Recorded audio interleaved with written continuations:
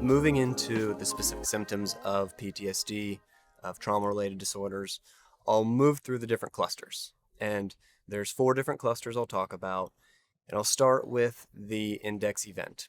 In terms of how trauma impacts us, it's worth prefacing all of this with not everyone's impacted in the same way. Some are impacted to a very severe degree, some lesser, and temporally we don't know necessarily when those symptoms are going to come up. It might be right after the event, it may be further down the road. All we care about is we really can see that impact and understand the symptoms. We start with the index event, which is someone experiencing the perceived or actual threat of death, injury, witnessing it, and this can include a lot of different experiences. One of the common examples is a car accident, but it can also include physical assault, sexual assault, some natural disasters, an earthquake, a tornado. You can hear the very specific impact this can have on a person, very dangerous event naturally. A little later on, I'll talk about how it's not so much important if the event doesn't meet that criteria for index event. All we care about is that you understand how it's impacted you. To transition into that first cluster, these are intrusive symptoms, re-experiencing. And these are those trademark symptoms people tend to know off the bat. This might be having nightmares and very scary dreams with some theme of the event. It might include flashbacks. These are a little less common. This is where we are acting as if or believing or feeling that we are re-experiencing the event. For some of the intrusive symptoms, these re-experiencing symptoms, like the intrusive memories, they can appear as if they're out of the blue. They can appear uncued. Sometimes they're very obvious cues. The obvious cues might be a sight, a smell, a sound. And that's something that's important to understand as time goes on. These intrusive symptoms, these re-experiencing symptoms, these are very common. We expect these after someone experiences a traumatic event.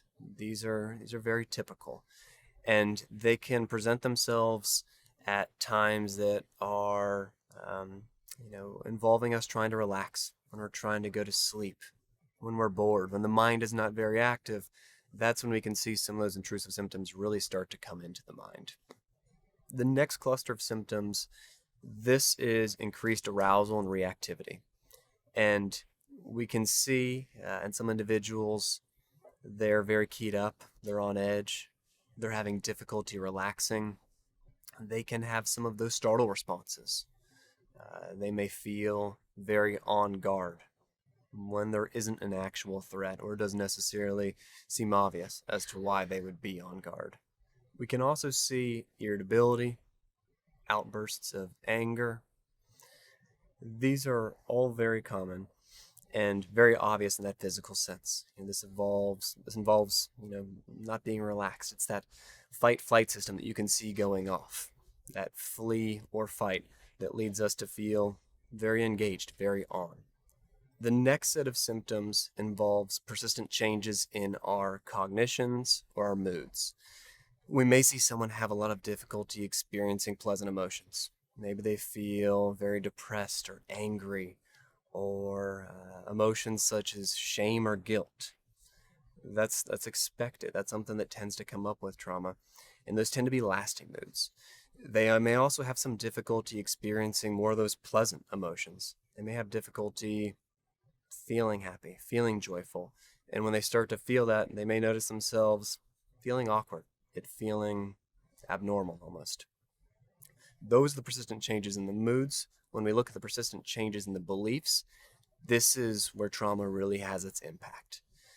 When we look at how trauma is going to impact our beliefs, there are a couple different themes: safety, trust, intimacy, esteem, not only the esteem of ourselves, but esteem of others, how we think about others, and also power and control. We may have perceptions that we have no power, we have no control, or that we need to have control. And you can see individuals have a change in how they see the world from before the trauma to after. These beliefs, this is where we're going to do most of our work in trauma-focused treatment. This is where we're going to try to have some specific impact. You may also be experiencing or noticing some difficulty in remembering specific parts of the trauma. This is common. This is something that we do expect.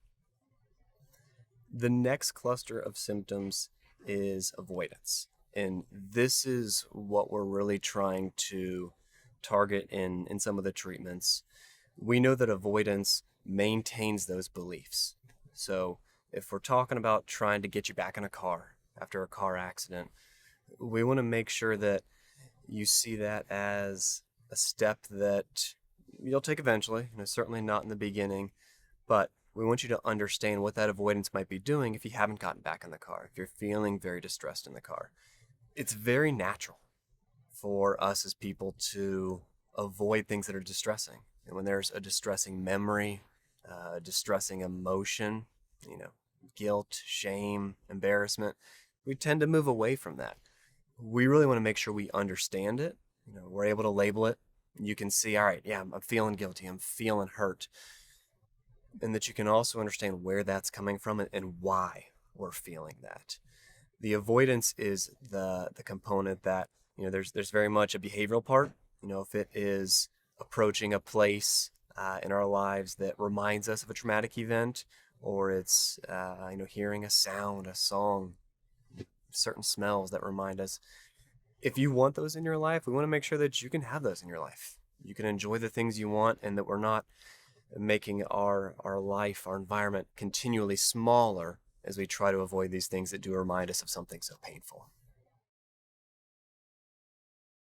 One great skill we can use when we're feeling particularly distressed is a grounding skill. And there are a number of grounding exercises out there. We're trying to get the core element of this, which is bringing us in touch with everything that's physically around us. When we talk about trauma, oftentimes the emotional distress, the discomfort, the intense emotions, it can lead us to feel dysregulated. It can also lead us to feel somewhat disconnected. We may not feel connected with our body. We may not feel connected with the environment around us. Grounding exercises will bring us back into the moment. We can practice that right here. I'll ask you to take a moment, uncross your legs if they're crossed, sit up in your chair, not too upright, not too slouched, but we want a comfortable posture. Place your hands on your lap or on your armrests, and we're going to take an approach here that grounds us in the senses. So I'll ask you to take a moment to explore each of the senses. For starters, we can begin with those tactile senses. I'm asking you, what are you feeling in this moment? What are you feeling with your hands? What are you feeling in your fingertips? What about your palms? Do they feel dry, moist, somewhere in between? What about your feet? Reposition them. Feel the soles on the floor. Move your toes in your shoes. Maybe you're not wearing shoes and you can feel the air on your skin. Take a moment to observe what's around you with your eyes. What are you seeing in the room? Notice the ceiling. Notice any light coming in, if there's a window near you. Notice the walls around you. What's the texture? What does it look like? What's the color of the room? Are there differing colors? Is there a clash between the carpeting, the hardwood floor, and the walls? Is there disharmony in the room? Do you see congruence in the room? Is it calming? Notice what you smell. Is it a neutral smell? Is it scentless? Is there an odor?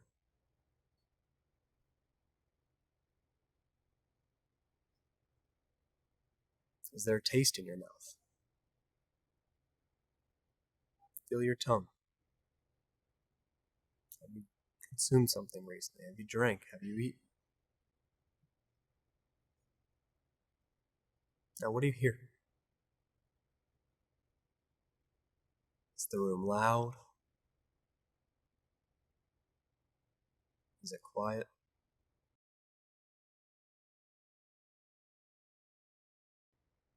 Can you hear spaces around you moving? Are floors creaking? Is an air conditioner unit running? Do you hear sounds? People talking?